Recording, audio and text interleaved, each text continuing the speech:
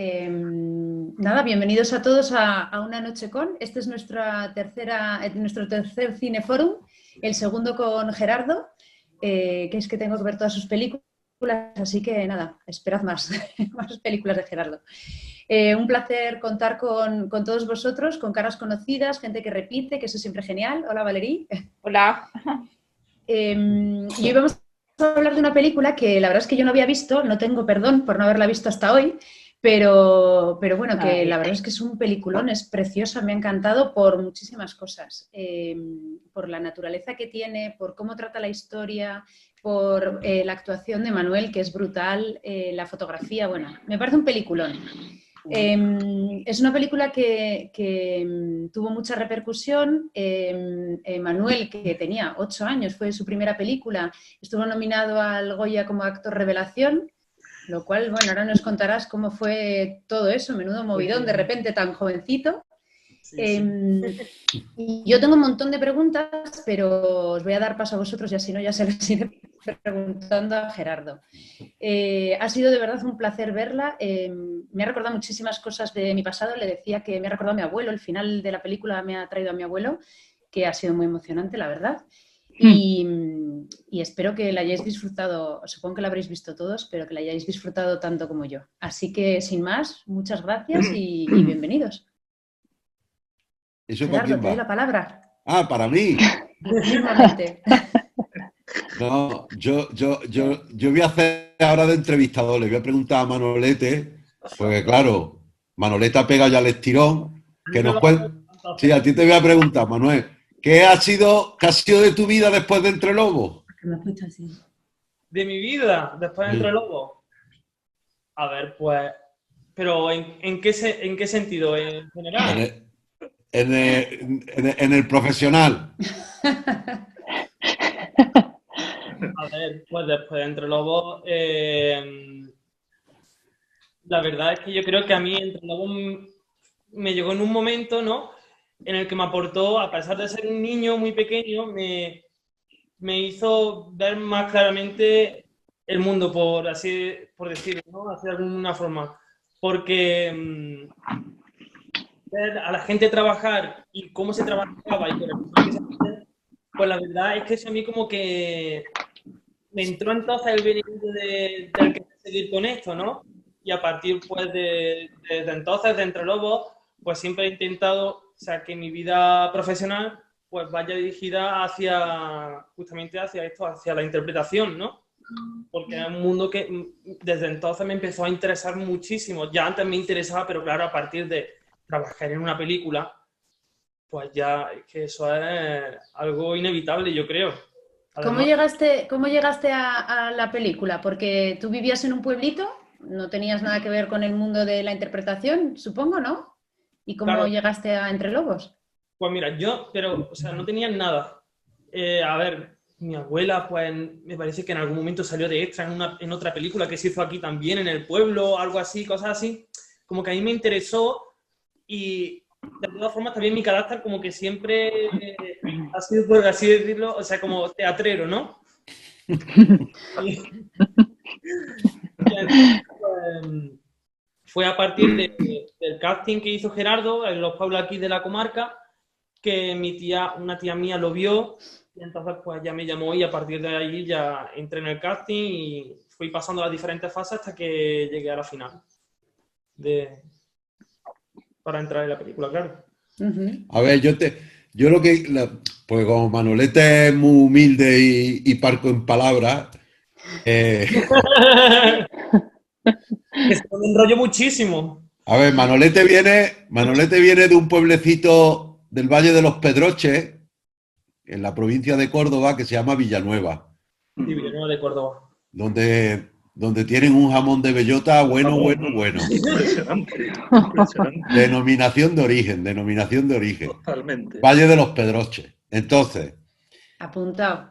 la historia de Entre Lobos, como está basada en un hecho real que sucedió muy cerca de esa zona, yo quería que el niño protagonista fuera de esa zona y que fuera del campo, un chico pues criado en el campo,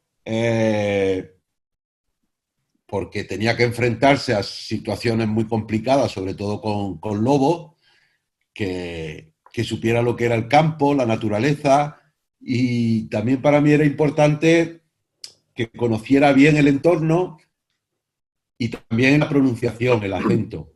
El acento, no me podía creer a un niño hablando fino en una situación como la que vivió Marcos, el auténtico Marcos, que es de un pueblo también del Valle de los Pedroches, que está muy cerca de Villanueva, que se llama La Ñora. Entonces, hicimos un casting por todos los pueblos del Valle de los Pedroches, se presentaron un porrón de niños, más de 200.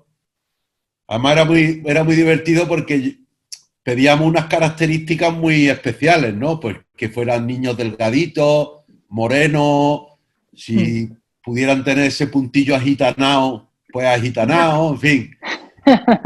Y a los castings venía de todos. Venían chavales de Venían rubios, con ricitos. gordos. Era muy divertido porque les hacía como mucha ilusión estar en un casting, les daba igual que no cumpliera. Además, yo estaba buscando un niño entre 7 y 9 años, ¿no? Y de hecho, yo cuando hice el casting tenía 7 años. 7 años. Y No me lo recién cumplió, yo creo. O sea. Y me acuerdo pues que íbamos poniendo en la puerta de los colegios, de las casas de cultura, íbamos poniendo un papelito pues avisando de que iba a haber un casting para una película, etcétera, etcétera. Y yo no iba a los castings de todo, yo no iba gente que hacía las pruebas a los chavales y a mí me las pasaban por vídeo, me las pasaban. Y yo en casa iba viendo y me hice una selección de 15 niños y los convoqué en Córdoba. Y ahí apareció Manolete con Katy, con su madre y con quién ibas más. Bueno, tú, Katy, ibas con toda la familia, porque tú... No iba sola. Ahí iba sola. Bueno, y ahí apareció Manolete con esos ojos verdes que cuando entró por la puerta del sitio donde habíamos quedado todos para hacer las pruebas finales, yo en cuanto lo vi y nos miramos, lo tuve claro. O sea, no le hice una prueba porque se la tenía que hacer, pero fue esa mirada que tenía y ese cruce de miradas que nos pegamos cuando yo lo vi claro, ¿no? Y a partir de ahí empezó un proceso de trabajo para ir preparando al personaje con una coaching, con una chica de Sevilla, con Mercedes, especializada en trabajar con niños para películas, y ahí Mercedes se fue al pueblo de Manuel y ahí estuvieron preparando el personaje del niño durante bastante tiempo. Pero lo más importante para mí era que para Manuel el rodaje fue casi como un juego y no actuaba, era él. Y entonces eso le daba mucha verdad al personaje, mucha frescura y también la conexión que había entre los dos, ¿no? Que con una simple mirada él sabía lo que yo quería y sobre todo aportaba mucho al personaje. Y así fue como lo descubrí. De hecho, después de esa película hicimos otra juntos, Hermanos del Viento, en Italia, en los Alpes, con Jean Reno. Y claro, él ha hecho los dos únicos papeles que ha hecho en su vida, los dos únicos personajes que ha hecho en su vida han sido dos protagonistas en dos películas que son muy especiales. Claro, yo siempre le digo, Manolo, tú has tenido mucha suerte porque esto no es normal. O sea, ya te darás cuenta cuando sigas haciendo cine y te metan en un plató durante un mes entero, 10 horas seguidas, cómo te vas a dar cuenta del privilegio que fue rodar Entre Lobos y Hermanos del Viento. Y ahí en esa película hay una interacción con los animales brutal, o sea, claro, qué parte es ficción, qué parte es real, tal, pero estás con lobos, con buitres, o sea, hay como escenas muy duras ¿cómo lleva eso un niño? O sea, ¿cómo se prepara algo así? ¿Y qué parte? Eso te lo decía el otro día, ¿no? Las escenas de animales son brutales, o sea, es un documental en condiciones. Pues hay escenas maravillosas. ¿Cómo las escenas en las que está Manuel, cómo se preparaba esa parte? O sea, ¿cómo las trabajabais? No sé, porque los lobos, a ver, un lobo no es un pajarito, es un bicho. Manolo, cuéntale lo del lobo y cuéntale lo del buitre, cuéntale. A ver, hubo, con el tema de los lobos, yo sí me acuerdo que unos días antes como que fuimos a verlos, ¿no? Allí al cercado donde estaban y tal. Y eso, pues, a mí me impresionaba porque era un animal enorme. Yo no pensaba que eso fuese a ser tan grande, la verdad. Y luego, pues, recuerdo que un día rodando, de hecho, era la escena justamente donde se ve el niño corriendo por el arroyo arriba, ¿no? Y los lobos van detrás suya. Y me acuerdo que, de hecho, hubo un lobo que era el macho alfa que se me enganchó en la pierna. Pero, o sea, a mí sobre todo, Gerardo me decía que no tuviese miedo, que ahí había mucha gente y que no podía pasar nada. Total, si te mordía, ¿no? Te curaban rápido. No pasaba nada. Tenía un seguro. Tenías un buen seguro, ¿no? Claro. Seguro contra lobo. Eso será la primera vez que lo hacen. Contra bocado, en general. Siempre se tenía mucho cuidado cuando yo estaba dentro del cerco y tal. Yo me acuerdo que se intentaba que las escenas que eran con los lobos pues fuesen solamente yo con los lobos y el resto del tiempo que yo no estuviese, o sea, a mí se me sacaba, por ejemplo, para no correr. Y luego con los buitres sí que pasé un miedo, porque de hecho a los buitres no había ningún peligro como con los lobos y tal, pero era tan impresionante el ver un animal tan grande pegando un salto casi encima tuya, que yo le decía a Gerardo, es que no puedo, o sea, era una sensación de miedo. Es que el acojonamiento en esa escena es real, no está interpretado, porque yo me acuerdo cuando el buitre saltó encima tuya para quitarte el cacho carne, ¿te acuerdas? Que ya me dijiste, yo ya no ruedo más. Tuvimos que sacarle el Dodoti. Como para repetir la escena, ¿no? No, pero Manolete, ¿disfrutaste o no disfrutaste del rodaje? Me encantaba. O sea, no toda la gente tiene la oportunidad de ver a lo mejor un buitre tan cerca o un lobo, ¿no? Y menos para tocarlo y observarlo bien, con detenimiento, ¿no? Porque además yo me acuerdo que siempre estaba ahí. O sea, siempre estaba deseando de acercarme lo máximo posible para analizarlo todo, porque me encantaban, la verdad. Y a mí, ¿cómo vamos? No, y luego también el verdadero Marco, la persona en la que está basada la película, pues tuvo todo el rodaje con nosotros y a ti te decía bastantes cosas, ¿no, Manolete? No. Claro, además, me hacía también ver cómo él veía pues el monte, ¿no? Desde su punto de vista, y eso era súper interesante cuando nos contaba a lo mejor que a él le hablaban las culebras o cómo se relacionaba con los animales, y era súper interesante, y también o cómo se curaba y todo este tema, porque recuerdo que la escena en la que el niño se cae y tal, cómo se hacía todo ese envoltorio con la jara y todas estas hierbas, eso recuerdo que me lo enseñó Marco. Y a mí, de hecho, a día de hoy no se me ha olvidado. O sea, si a mí me pasase, yo me acordaría de eso.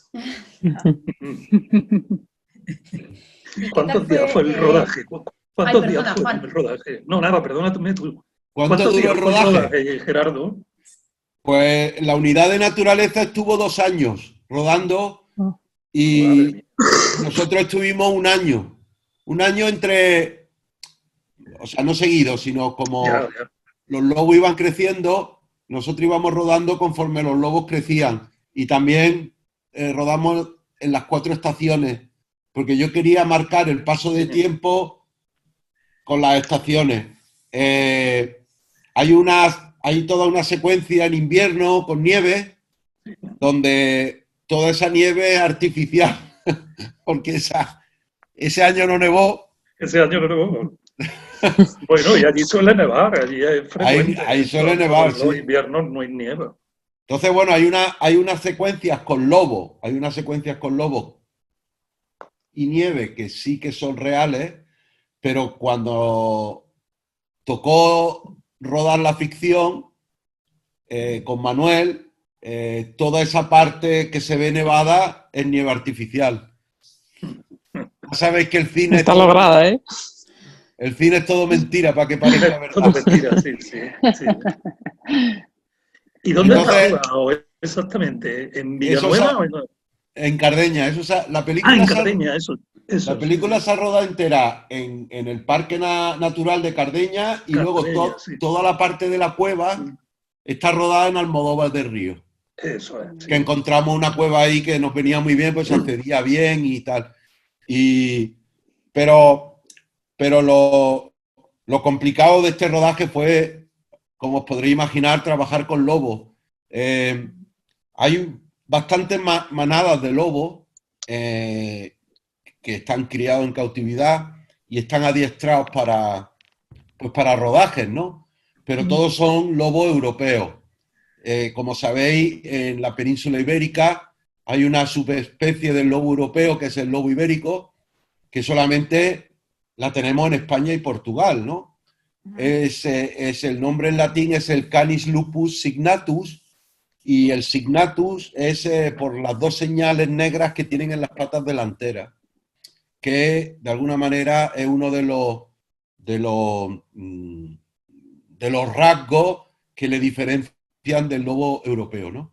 Entonces, claro, nosotros no podíamos rodar la película con una manada de lobo europeo porque de alguna manera no tiene mucho que ver con el lobo ibérico. Y en España no hay ninguna manada de lobo ibérico adiestrada para rodajes ni nada que se le parezca. Sí hay algunas camadas de lobos que están criadas en cautividad, pero que son, o sea, que no están adiestradas. Entonces nosotros trabajábamos con los lobos a base de comida, ¿no? De hambrearlos para que luego atendieran un poco a las 4 cositas básicas que nosotros podríamos sacarle con esa comida. Pues, por ejemplo, hay una secuencia donde Juan José Ballesta, ya cuando es Marco adulto, se tira al suelo y un lobo empieza a jugar con él, que ese lobo no está jugando con él. O sea, lo que hicimos fue llenarle a Juan José Ballesta toda la ropa que llevaba, las pieles de venado que llevaba, pues se las llenábamos de trozos de pollo. Y entonces otro valiente. El lobo no se lleva un mordisco de milagro, ¿no? Ya. No, pero con Juanjo Ballesta los que tenían que tener cuidado eran los lobos, no él. Y bueno, y entonces lo que hicimos fue pues llenar a Juanjo de pollo, básicamente, el lobo, claro, y entonces ahí estaba Juanjo, que tenía que aprovechar ese momento que se acercaba el lobo pues para interactuar con él de manera que pareciera que estuvieran jugando. Pero el lobo lo que estaba buscando eran los cachos de carne. Si estábamos todo el día, pues lobo para arriba, lobo para abajo, espérate que se ha sentado, espérate que ya no tiene hambre, tráete a otro lobo.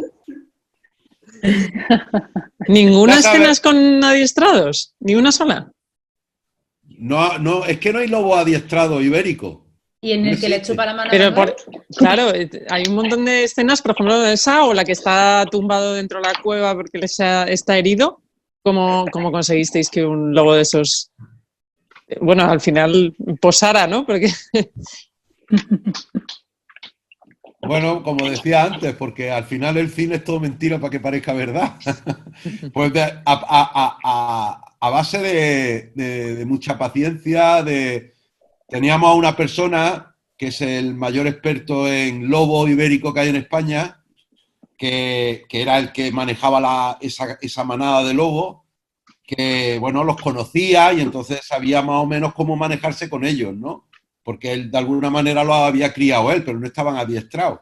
Entonces, bueno, jugábamos mucho, pues conociendo un poco los comportamientos y lo poquito que se podía sacar, pues lo sacábamos. Pues por ejemplo, pues hay una secuencia de Manolo, que es de Manolete, que cuando era niño se encuentra por primera vez con el Lobezno. ¿Qué fue lo que te pusimos? Te pusimos miel, ¿no? Me parece que... Ah, no, te restregamos con... como en la muñeca o algo así, entonces pues claro, se tenía que acercar a olerme bien el lobo o a intentar sacar el pedacito de foto también o algo así. Pero es verdad, no, lo restregamos con pollo a Manolete. ¿Sí? Oye, si grabáis la de entre tiburones, no vayas, Manolo. Porque esto no. No te fíes un pelo de esto. Ya sabes lo que decía Hitchcock, ¿no? Que no había que hacer películas ni con niños ni con animales. Ni con Gerardo tampoco, por si acaso. Acabas mal.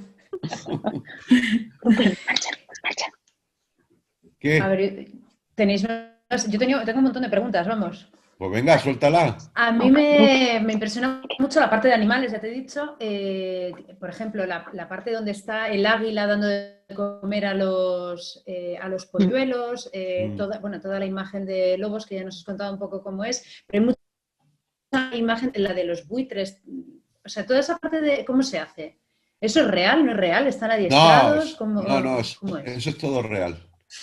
Todas las secuencias de naturaleza pura y duras que aparecen en la película y que no hay una interacción con los actores, con los personajes, eso fue en la unidad de naturaleza, que estuvo 2 años rodando todas esas secuencias. ¿Cómo se hace eso? Bueno, pues una vez que se escribe el guión y digamos el guión ya está cerrado, todas esas secuencias que son complicadas de rodar, se hace lo que se llama un storyboard, ¿no? Que es dibujar como si fuera un cómic esas secuencias, ¿no? Hay un programa que antes tú tenías que tirar de un dibujante y ahora hay programas pues, que los puedes hacer tú, ¿no? Yo, de hecho, lo hago ya, ¿no? Entonces, ¿qué es lo que hacíamos? Bueno, pues todas esas secuencias se dibujaban y se iba por ello. Entonces, esta unidad de naturaleza, pues tenía clarísimo exactamente los planos que se tenía que traer.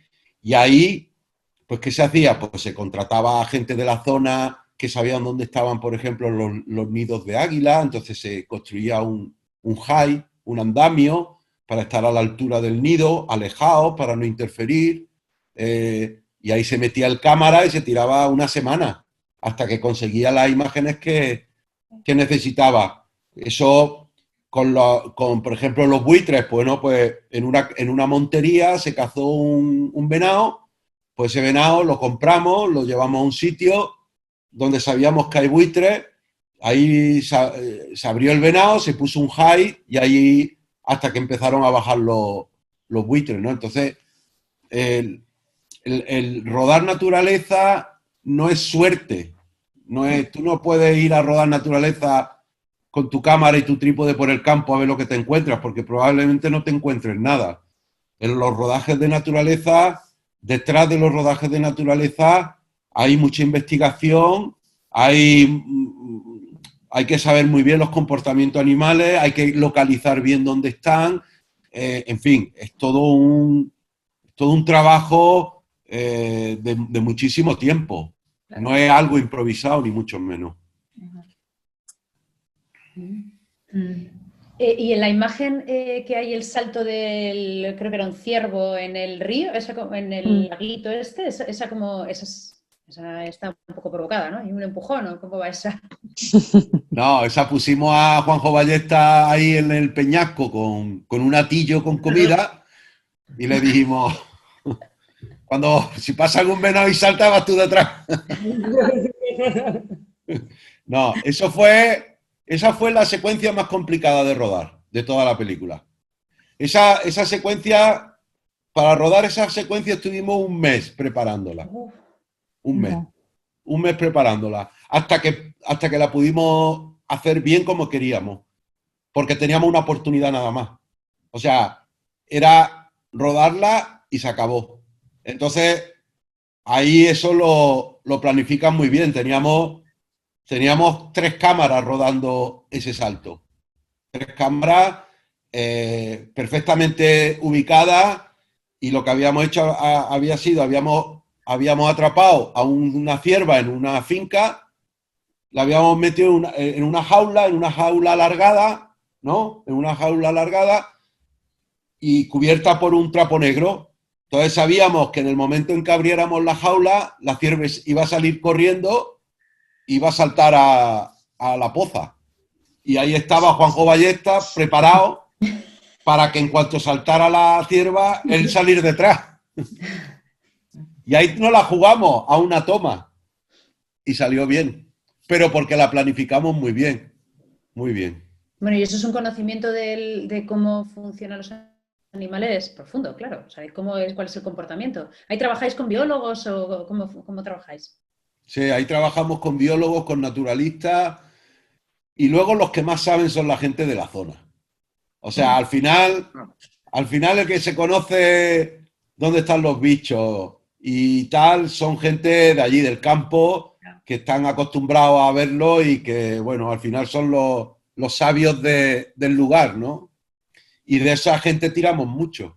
En general, no solamente para esta película, sino cuando rodamos naturaleza, hay una parte muy importante de la gente del campo que vive muy cerca de los animales que quiere rodar.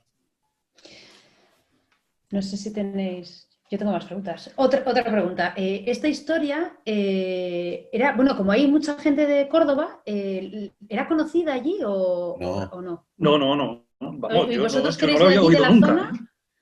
Yo no la había oído nunca. Yo hasta que no vi la película, que la vi cuando se estrenó, no recuerdo cuántos años hace. 10. 10 años hace ya. Sí.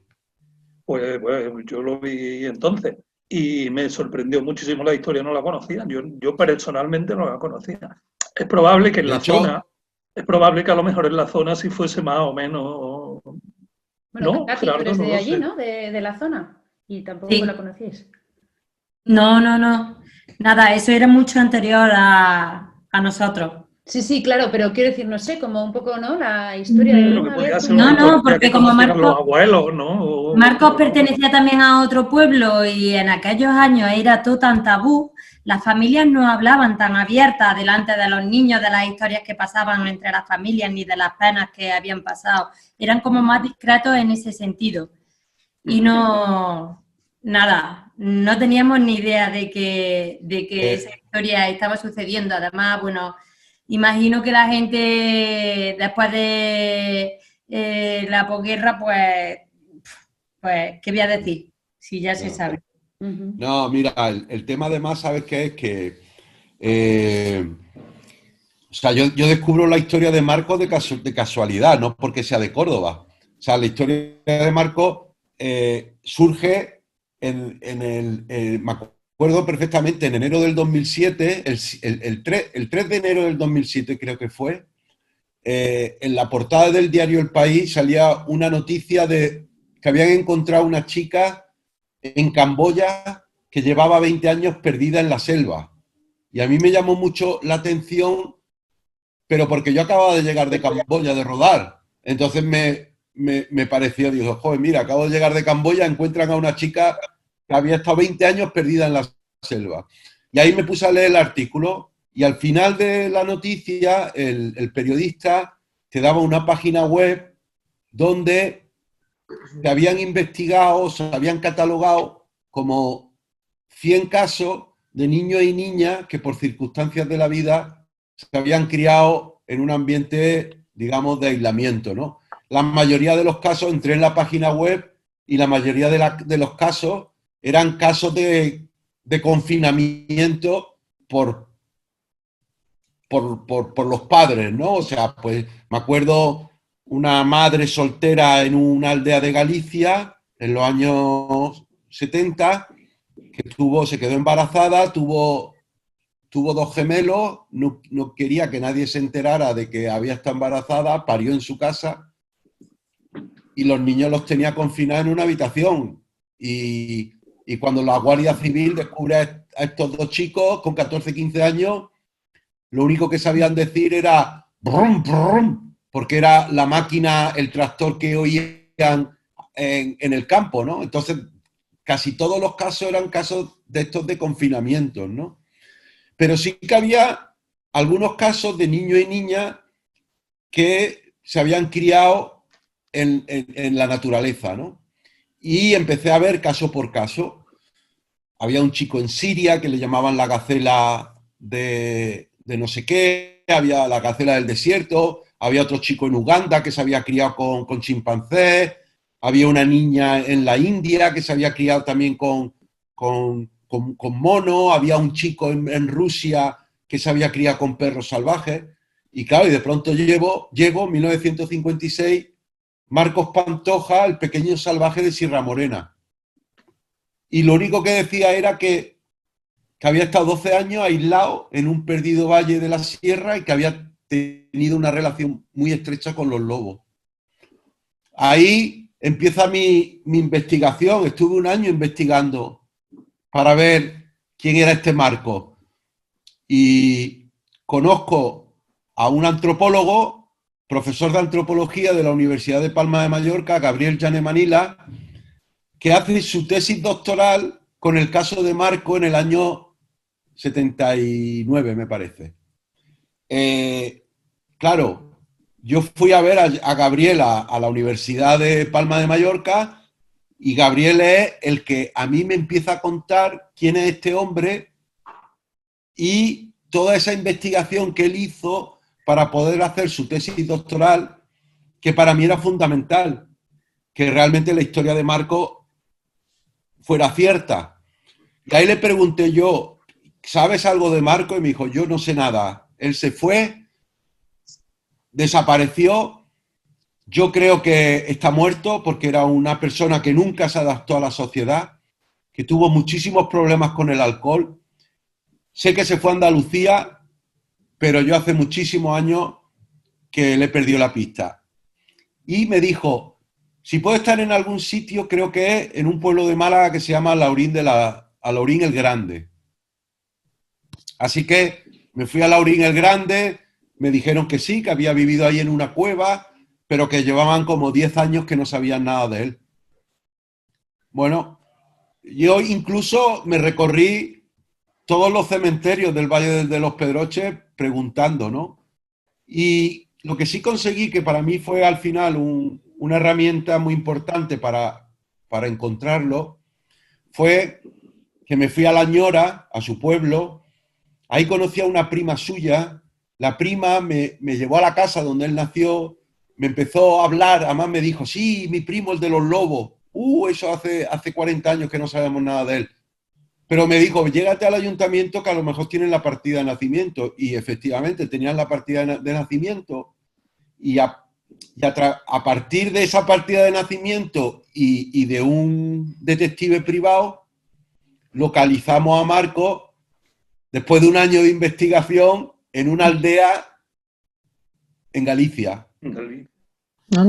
¿Cómo acabó en Galicia? No, de verdad. Pues Marcos cuando la Guardia Civil lo atrapa, se lo llevan a Fuencaliente, que es el primer pueblo que hay justo en la frontera entre Andalucía y Castilla-La Mancha, ¿no? Es un pueblo que está en mitad de la sierra, ¿no? Se lo llevan allí como atado de mano, arrastrado por un caballo por la Guardia Civil, y Marcos iba pues con sus pieles de venado, su pelo pues por el culo y hecho un salvaje. Lo primero que hacen es cortarle el pelo y cambiarle de ropa. ¿Y ahora qué hacen? ¿Qué hacen con ese chico? Con un chico de 22 años que lleva 12 años viviendo solo en el monte. No saben qué hacer con él. Entonces la Guardia Civil dice, vamos a dejarlo en Cardeña, que es el primer pueblo de la provincia de Córdoba, lo dejamos ahí y oye, y nos quitamos el problema. Se lo llevan a la plaza del pueblo, lo dejan ahí con un poco de comida y ahí se tira Marcos 3 días hasta que por el pueblo pasa trashumantes que venían de Soria con las ovejas, pasan por ahí y Marco se va detrás de ellos.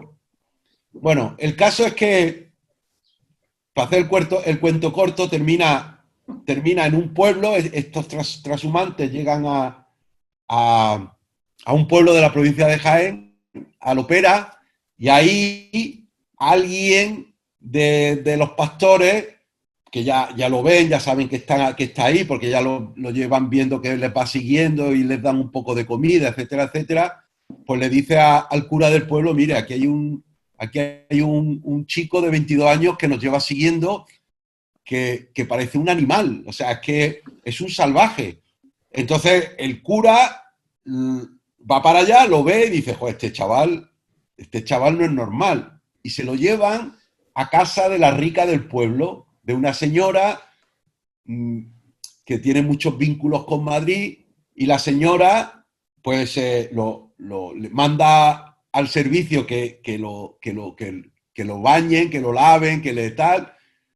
¿Qué hacemos con el niño? Lo mandamos a Madrid, lo mandan a Madrid a un convento de monjas, y ahí está 2 años. Madre mía. Ahí está 2 años, y después de 2 años que se cepilló una monja, porque él me lo ha contado, pero no porque la monja, Marco dormía en el suelo, debajo de la cama, estaba acostumbrado a dormir en el suelo, y había una monjita que era jovencita que decía: Marco, yo te voy a enseñar a ti a dormir en una cama. Entonces se metía con él por las noches hasta que salió el Marco salvaje y la puso mirando para Cuenca. Bueno, el caso es que las monjas se dan cuenta de que Marco tiene ahí un lío con la monjita esta. ¿Qué hacemos con Marco? Este no puede seguir aquí porque nos ventila toda. Entre lobas. Entre lobas. Entre lobas. Y lo mandan a hacer el servicio militar. Oh, pobre hombre, por Dios. Madre de mi vida. Claro. Bueno, Marcos iba de campamento, se iban a hacer las maniobras de supervivencia, y el único que no pasaba hambre era él, ¿sabes? Que venía más gordo de lo que se fue, porque el tío era un fenómeno, cazando conejos, se conocía todas las plantas que se podían comer. Bueno, a mí yo es que con Marcos me he reído tanto porque me cuenta cada cosa. Bueno, Katy también, tú lo conoces mucho, Katy.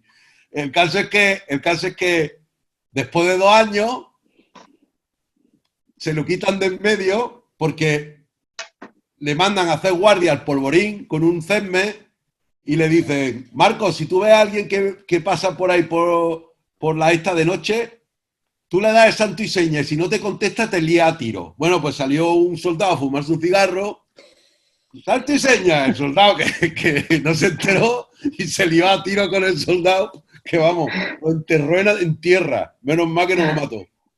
Te lo quitan de en medio y entonces dicen: bueno, con este hombre no podemos seguir aquí porque un día causa un estropicio. Y entonces un amigo suyo de la Mili le dijo: vente conmigo a Palma de Mallorca, porque ahí seguro que encontramos trabajo para ti. Y ahí fue como conoció al antropólogo, a Gabriel Janet. ¿No? ¿Todo esto en qué año es? 75, entre 75 y 79. ¿Vale? Y luego cuando se va de Palma de Mallorca, acaba. Bueno, el caso es que Marco entra en una espiral de autodestrucción porque él no consigue adaptarse a la sociedad. Entra en un periodo de alcoholismo y termina de vagabundo. Y termina de vagabundo en las calles de Fuengirola, en Málaga, viviendo en un edificio abandonado, pues como una rata. Y ahí viene la historia de Manuel, que es un policía nacional retirado, que se acaba de quedar viudo y que su hijo tiene un restaurante gallego en Fuengirola, y entonces él va a pasar los veranos con su hijo. Y resulta que el restaurante está muy cerca del edificio en ruina donde Marcos vivía. Y este hombre, Manuel, veía que todas las mañanas de ese agujero salía esta persona, pasaba por delante, hola, buenos días. Y ahí empezaron a conocerse. Y ahí fue cuando Marcos le cuenta la historia a Manuel, que fue la primera persona que realmente le creyó. Y entonces Manuel le dijo, Marcos, yo vivo solo en una aldea de Galicia, en Rante, en una casa en el campo. Si tú quieres, te vienes conmigo porque me he quedado viudo y me ayuda con las tareas del campo. Y Marcos se fue con él. Y ahí acabó en Rante. De hecho, yo, aparte de la película, hice un documental que se llama Marcos, el lobo solitario, que está también en Filming, donde cuento todo lo que pasa desde que la Guardia Civil lo atrapa hasta que ahora. llega a Galicia. Hasta que llegó a Galicia y su vida en Galicia. Está en Filming también. Se llama Marcos, el lobo solitario. Pues a esa, habrá que verla. ¿Y sigue en Galicia? Sí. Sí, ahora se dedica a dar conferencias. Sobre todo... Sí. Sobre todo... ¿Sobre supervivencia o qué? Nah, este es un espíritu libre. Sobre conventos. Eso se iba a decir, sobre las monjas. Oye, ¿qué edad tiene este hombre ahora? 70. 70. Mucha vida. Pero no lo parece mucho más joven. De hecho, cuando se hizo famoso por la película y por todo, que se hizo muy famoso, tú no sabes la cantidad de mujeres que iban al pueblo a ver si lo pescaban. Pues es un hombre guapete. En la película, cuando sales, está ahí bien parecido, el hombre. Sí, no, ya te digo. O sea, vamos, o sea, señoras de toda España, que se presentaban en Rante para pillarlo. De hecho, yo con Marco he dado muchas conferencias en colegios, es un fenómeno, sobre todo tiene como, de alguna manera Marco se ha quedado ahí en una edad que es todavía un niño, tiene ese espíritu, pues conecta muy bien con los chavales, ¿sabes? Y claro, llega, lo primero que hace es le suelta un aullido y ya se los mete a todo en el bolsillo. Y como le habla con el mismo lenguaje y de tú a tú, pues, ¿a que sí, Katy? ¿A que es una persona muy, muy cercana? Sí. Es muy entrañable. Sí, nos hemos reído mucho con él. Estar con él, sí. Y para la preparación del personaje, ¿a Manuel te ayudó para contar un poco cómo había sido su vida de pequeño o así? ¿O no tuvisteis mucha relación? Claro, pero sobre todo quien investigó sobre ese tema y se informó sobre todo fue Mercedes, aunque sí que me ayudó un montón Marco cuando estábamos sobre todo en el rodaje, porque claro, tú estás preparando el personaje, pero realmente hasta que no estás allí en escena no pasa nada, ¿no? Entonces me acuerdo que siempre estaba Marco y a lo mejor de hacer la escena o algo me decía, a ver, ven Manuel, ven, mira, pues yo cogí de aquí, de allí, y entonces como que él me explicaba de qué forma lo hacía o de qué forma incluso lo haría. Entonces pues yo como que se lo iba integrando al personaje y poco a poco pues también iba creciendo yo de esa forma, ¿no? Con él, con el personaje. Y la verdad es que sí que fue de gran ayuda tener a Marco. A lo mejor, por ejemplo, las escenas en las que trepo al árbol, ¿no? Él me decía cómo lo hacía, si cogía carrera, si no cogía la carrera, o que son detalles que parecen tonterías, pero que realmente marcan la diferencia, ¿no? Entre un niño salvaje y un niño, pues, que realmente se ha criado en un pueblo. Ya, claro. Oye, ¿cuál es la historia del colgante que lleva, Manolete? Ah, hombre, pues este me lo regaló Marco, de la película. Es que Marco lleva otro igual. En la película. Igual, efectivamente. En la película siempre los dos personajes van siempre con el diente. Colmillo de jabalí, me parece que es. Sí. Pero que es de la película, ¿no? Yo cuando lo he visto se me he acordado del... ¿Ese es de la película? Sí, es de la película. Ese vale un potosí. Y de hecho Marcos tiene el otro, hay otro y Marcos pues él lo tiene. Qué bueno. ¿Y qué tal? ¿Qué le pareció el resultado final de la película a él? ¿Le gustó? Sí. Se puso a llorar cuando la vio. No me extraña. Se puso a llorar porque a Marcos siempre lo han tomado como un charlatán. Nadie nunca creyó su historia. Entonces, entre la película, el documental y el libro que escribió el antropólogo sacó un libro que se llama He jugado con lobos, coincidiendo con el estreno de la película, y entonces, claro, la gente que se mofaba de él y se burlaba de él, y pues de pronto, claro, él me decía a mí, esta película me ha devuelto la dignidad, porque la gente nunca me creyó. Y se lloró, y vamos, para mí fue muy especial. Para mí hubo 3 momentos muy especiales con Marco. La noche del estreno en Madrid, que fue en los cines Callao, que fue increíble, increíble, increíble. ¿A que sí, Manolete? Sí. Increíble fue la noche del estreno con un montón de actores, de actrices, en fin, fue súper chulo. Esa noche para él fue muy especial. El primer día que me lo bajé de Rante a Sierra Morena para buscar la cueva donde él vivió, ese día también fue muy especial, porque encontramos la cueva después de 3 días, y ese momento yo vi que, pues lo mismo, ¿no? Que empezó a llorar, y la tercera vez que lo vi realmente emocionado fue un día que llegó al set de rodaje. No había visto todavía a Juanjo Ballesta caracterizado de él, y me acuerdo que él venía conmigo en el coche, paramos en el set de rodaje, se bajó y Juanjo Ballesta se le acercó con todas las pieles, con las extensiones de pelo, con todo, y se quedó así y me mira y me dice: ese soy yo, ese soy yo. Y yo noté cómo lo iba sintiendo por dentro. Me pareció un momento súper especial. Esos 3 momentos fueron muy chulos. ¿Él no había ido a la cueva? No. Después, ¿no?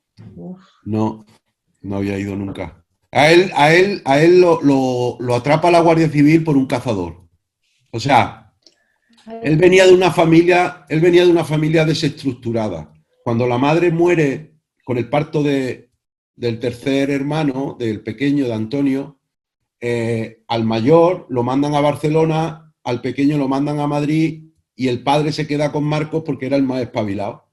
Y el padre se lía con una mujer de Cardeña, porque el padre era de La Ñora, se lía con una mujer de Cardeña y se van a vivir a Cardeña, al monte, a una choza, a hacer carbón. Era una familia que pasaba hambre, ¿no? Y esta mujer no quería a Marcos. De hecho, le pegaba, le maltrataba. Muchas veces Marcos me contaba que él solamente comía bellotas, ¿no? Hasta que llega un día en que el padre, por presiones de la mujer, pues se lo regala a un cabrero, que era bastante común en esa época. Familias numerosas, pues como no se podía alimentar a todo el mundo, pues daban hijos a los cabreros, que se los llevaban al monte a que les ayudaran. Y a Marco le pasó eso, se lo dieron a un cabrero, el cabrero se lo llevó al monte, estuvo un tiempo con él hasta que murió. Y entonces Marco se queda solo, pero en esa época que está con el cabrero aprende muchas cosas, entre los conocimientos que él ya tiene de por sí del campo, más las 4 cosas que le enseña el cabrero. Claro, ¿qué pasa? Que Marco descubre la felicidad en ese ambiente, ¿no? Nadie le pega, no pasa hambre, en fin. Y cada vez que entraba alguien en el valle, pues él se escondía. Era un valle muy salvaje. Él se escondía. Y porque pensaba que venían a por él y que iba otra vez a sufrir esos malos tratos. Así estuvo 12 años hasta que un cazador lo vio con los prismáticos y dio parte a la Guardia Civil. Dijo: he visto a un chico con pelos largos, vestido con tal, y ahí se organiza una batida, y ahí, como dice, ¿no? A mí me cazaron, y ahí se lo llevaron. Y nunca más regresó al valle, ni a la cueva. Y yo me acuerdo cuando fui con él por primera vez a buscar la cueva. Todo esto está en el documental, lo podéis ver en el documental. Sí, sí. Pues yo recuerdo cuando vamos juntos a buscar la cueva, claro, o sea, él me decía: es que esto ha cambiado mucho, es que el monte no es ya como era antes, es que no se escuchan los pajarillos, es que no sé qué, es que yo recuerdo, es que tal. Y al final, siguiendo el río, dimos con la cueva. Y al final decidisteis no rodar en esa cueva. No, has contado antes que lo hiciste ahí en Almodóvar, ¿no? Sí, porque era una cueva que era muy complicado de llegar. Muy complicado. Habíamos localizado una cueva en Almodóvar, en una finca, que estaba a muy buen acceso y se llegaba bien. Y claro, o sea, cuando estás trabajando con un equipo de 70 personas y camiones y tal, o sea, una cosa es donde te gustaría rodar y otra cosa es donde puedes rodar, ¿no? Porque al final, Claro, la accesibilidad, ¿no? claro, cuando estás haciendo las localizaciones, pero por ejemplo, en Cardeña sí que nos metimos bien. Por ejemplo, el Salto de la Cierva sí que fue un sitio donde solamente se podía llegar con mulas y llevamos todo el material, lo llevábamos con mulas.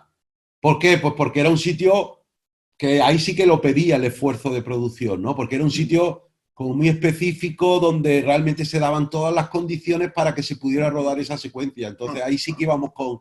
Ahí sí que lo dejas todo, pero no lo puedes hacer por sistema porque entonces no termina la película. La película tiene un tiempo de rodaje. Oye, ¿y cómo fue el casting del otro actor? Que se me ha ido el nombre ahora. Juanjo Ballesta. Eso, de Juanjo Ballesta. No, de Juanjo Ballesta yo lo tenía claro desde el principio. Juanjo Ballesta, bueno, fue el Bola, la famosa película de Achero Maña, el Bola, y es un actor, bueno, ahora está un poco de capa caída, pero fue un actor que tuvo una época muy buena y cuando yo escribía el guión para Entre Lobos, siempre venía a la cabeza Juanjo Ballesta, porque yo creo que es el actor español más animal que hay. Y una pregunta, Gerardo. Ay, perdón. Dime. No, es que alguien iba a preguntar también. ¿Cómo fue el momento de encontrarte con él, ir a buscarle a Galicia y de repente presentarte tú? Bueno, pues una vez que el detective me lo localiza, a partir de la partida de nacimiento me lo localiza, pues el detective llama a la casa diciendo que era de un repartidor de un courier, ¿no? Un mensaje, de paquetería express, vamos, para que tenía un paquete para él, quería confirmar que sí esa era la dirección. Y entonces Marcos, que nunca había recibido un paquete en la vida, esto me lo contó Manuel después, ¿no? Pues a partir de que llamara el detective haciéndose pasar por un repartidor, Marcos estaba nervioso de ver quién le mandaba un paquete. Entonces todas las mañanas se levantaba y miraba a ver si había llegado el paquete. Claro, el paquete era yo. Entonces yo me cogí el coche, me fui hasta Rante, llegué de noche, además me acuerdo, estaba lloviendo. Rante es una aldeíta, imaginaros, ¿no? De 6 casas, ¿no? Y encima la casa de Manuel estaba retirada. Y llegué por un camino ahí y nada, ahí toqué el timbre. Manuel sabía que yo iba, porque yo ya había hablado con él. Toqué el timbre y me acuerdo que Manuel abrió la puerta y le dijo a Marco, ¡Marco, que ha llegado tu paquete! Y entonces Marco estaba en un patio interior y recuerdo perfectamente su imagen. O sea, yo entré, crucé el salón, entré en el patio interior y me encuentro un hombre que estaba así en una esquina con un chándal, dándole un poquito la luz de una bombilla. Tenía un gato en los brazos que estaba acariciando y tenía como a 3 o 4 perros en los pies. Y estaba ahí mirándome así como casi como un animal, ¿no? Y claro, ahí el que lloré fui yo, porque después de un año me emocioné, ¿no? Y claro, él me miraba para arriba, porque yo soy muy grande, me miraba así para arriba, claro, encima ahí haciendo pucheritos, y como diciendo, ¿este tío quién es? Y entonces me acerqué y le digo, hola, paisano, llevo un año buscándote, le dije, llevo un año buscándote, he estado con Gabriel Llané Manila, he estado con tu prima Antonia en La Ñora, he visto la casa donde has nacido, tal, no sé qué. Y digo, y quería conocerte porque me parece que tiene una historia apasionante. Y entonces ahí, pues, cené con ellos y a la mañana siguiente pasé todo el día con Marco. Y ahí empezó a contarme poquito a poco, empezó a abrirse y entonces ya le dije, Marco, yo quiero hacer una película de tu vida. Y me dice, eres paisano y tienes cara de buena gente, así que vamos a hacerla. Ay, qué bueno. Porque la peli no había tomado forma antes, ¿no? O sea, tú hasta que no lo conoces a él, no decides hacerla. Claro. Ya. Claro. O sea, yo hasta que yo no encuentro a Marco, para mí la película era un proyecto. Ya, Pero era un proyecto obsesivo para mí. Es decir, yo sabía que tenía la historia. O sea, es el sueño de cualquier contador de historia, es encontrarse con una historia así, ¿no? Ya. Yo la había encontrado. Y además yo estoy convencido que esa historia estaba ahí escondida para que yo la descubriera. Estoy convencido. Y claro, y yo ahí me lo dejé todo. Dije, yo esta historia la saco para adelante como sea. O sea, y encuentro a Marcos como sea. Gerardo, Dime. ¿puedo hacer una pregunta? Sí, claro. ¿Y hubieras estado igual de motivado si hubieras conocido que Marco no estaba vivo? ¿Hubieras seguido adelante o te condicionó en algún momento en que el Marco que de tu historia fuera de carne y hueso, pudieras hablar con él? ¿Hubiera tenido el mismo resultado si no hubiera estado vivo? No hubiera tenido el mismo resultado. Yo lo hubiera hecho, porque yo tenía suficiente información a través de la tesis, ¿no? De la tesis. A través de la tesis de Gabriel Janet, de la prima, de la otra prima, de la moto. Sí, yo ya tenía armada la historia, pero yo necesitaba a Marcos, porque además me parecía muy, muy bonito y muy emocionante cerrar la historia con el verdadero Marco. Claro. ¿Sabes? Es decir, el hecho de que Marco al final aparezca con los lobos y se tumbe en el suelo y tal, y lo acaricie, me parece que no hay un final más emotivo que ese. Entonces hubiera cambiado. ¿Eh? Que doy fe. Está yo ahí. No, yo me acuerdo la gente cuando se estrenó la película, la gente me llamaba, pues eso, haciendo pucherito. Sí, muy emocionante. Y a Manolete, vamos, la Manolete, no te salieron novias a ti ni nada. Y madres adoptivas, vamos. Y madre adoptiva. Y este nene, teníais que ver a Katy, a la madre, por el pueblo, como un pavo real. Claro, me extraña. A Katy iba así, pero... Porque además la Katy, que para mí la Manolete es como un hijo más y la familia de Manolete pues como una segunda familia porque hicimos mucha relación, luego vino en la película que rodamos en Italia y vamos, que yo cuando voy tengo que ir a, no sé, la última vez que fuimos Manolete y yo a dar una conferencia ahí a Dos Torres, pues me quedé en su casa a dormir, es decir, que es como una segunda familia.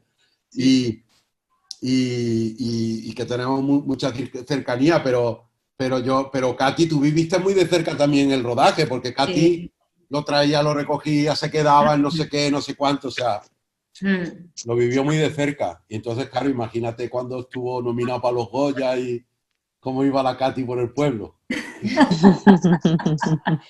Además, ¿era el actor más joven o nominado para Goya o no? Sí, estuvo nominado al Goya al actor revelación y luego ganó el premio más prestigioso que se puede ganar, que es el premio de la Unión de Actores. Claro. Vamos, empezaste pero Manuel, bien. Perdonad un segundo, que a lo mejor me he perdido algo, pero ¿Manuel tenía conocimientos previos de interpretación o no? Ah, Manuel era un tarugo de pueblo. Y a Manuel lo meneaba y caía en bellota. Y en la función del colegio, vamos. No. Me acuerdo cuando Gerardo hizo el casting, que lo primero que me preguntaron era si a mí me gustaba la naturaleza.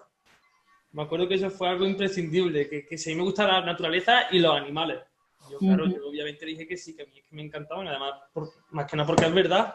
No, Manolete, a ver, yo te voy a contar, Manolete es un artista desde que nació, o sea, y eso yo en cuanto entró por esa puerta y le vi los ojos, dije, este es artista, Manolete toca el cello, Manolete pinta, dibuja, hace escultura, canta flamenco, ¿qué más hace Manolo? Bueno, interpreta también, o sea, es un fenómeno, de hecho está estudiando en Madrid Bellas Artes y interpretación en la escuela de Cristina Rota, que es la escuela más prestigiosa que hay. No hemos salido a aplaudir. Hoy no lo saltamos. Ay, es verdad. Es que estamos aquí tan metidos en... No, nada. Yo ya estoy oyendo el himno. Y Manuel, ¿y sigues, o sea, quieres seguir trabajando como actor y te estás preparando para ello, entiendo? Claro, desde las dos películas, pues, a mí, pues, Gerardo me metió el venenillo, ¿no? Y claro, pues, yo he tenido que seguir, o sea, siempre he tenido esa inquietud ya desde entonces y ahora, pues, estoy formándome, estoy, pues, en la escuela de interpretación de Cristina Rota y la verdad es que está siendo un proceso duro, pero bueno, yo creo que es muy importante pues eso, el formarme y el adquirir los conocimientos, ¿no? Oye, ya está Gerardo pensando en la siguiente película, ¿no? Para tener a Manuel. Sí, bueno, él sabe que esto es cuestión de tiempo, ¿sabes? Porque de pronto me sale una película, veo que encaja y le digo, oye, Manolete, vamos a hacer otra peli. Sí, haremos peli. Oye, Manolete, por cierto, ¿conoces a una chica que está en tu escuela, en Cristina Rota, ella es de Córdoba, que es la sobrina de Fernando Tejero, el actor? Sé quién es. Además, guapísimo. Guapísima. Es increíble esa Como chica. todas las cordobesas. ¿Qué? Como todas las cordobesas, hay que hacer patria, hombre, aquí. ¿Eh? ¿Ella de Córdoba? Claro, ella es de Córdoba. No tenía ni idea. Sí. Ya le has dado disculpa para que le pida el teléfono.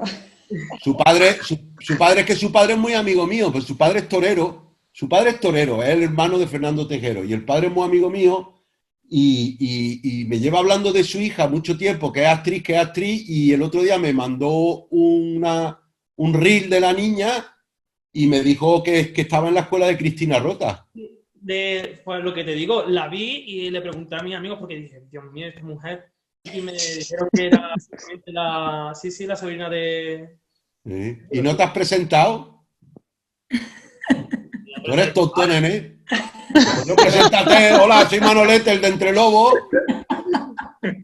Y empiezas por ahí a rimar material a pie de obra, hombre. Joder.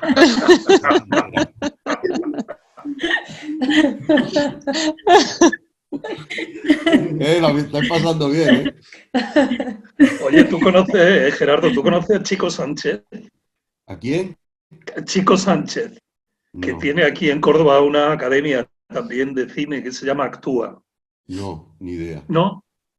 Que pensaba yo que había trabajado contigo en algo, no sé, en el casting o en alguna historieta. Puede ser. Cuando Entre Lobos. Puede ser. Por el nombre es que no... Vale. No te puedo decir. Oye, y otra pregunta. ¿Qué tal? He visto que esta película... Ahora, igual me estoy liando con Hermanos de Viento. ¿Fuera en Europa ha tenido también repercusión? ¿O me estoy liando con Hermanos del Viento? No, esta película, Hermanos del Viento, se vendió a casi todo el mundo. De hecho, en Estados Unidos la compró HBO. Ah, bueno. HBO, sí, se ha visto en un montón de países, en Francia, en Italia, en Alemania, No, esta película viajó muy bien por el mundo, sí, sí.